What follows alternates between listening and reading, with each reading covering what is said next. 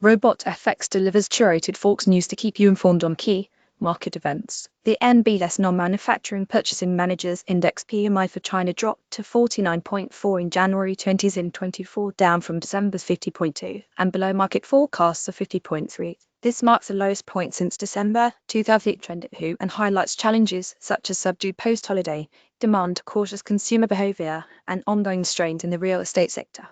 Both new orders fell 40% from 40,000.3 in December, and foreign demand decreased at a more pronounced rate, 40.9 from 4,000.5. Meanwhile, employment figures remained stagnant, 46.1, unchanged from the previous month, indicating ongoing weakness in the labor market. Although supply delivery hours improved slightly, 50.1 from 50.3.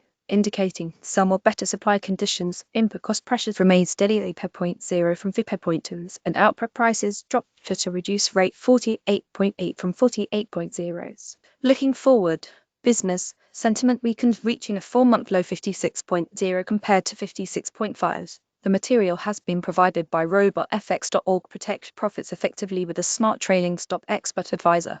Advanced trailing options for NT4, NT5.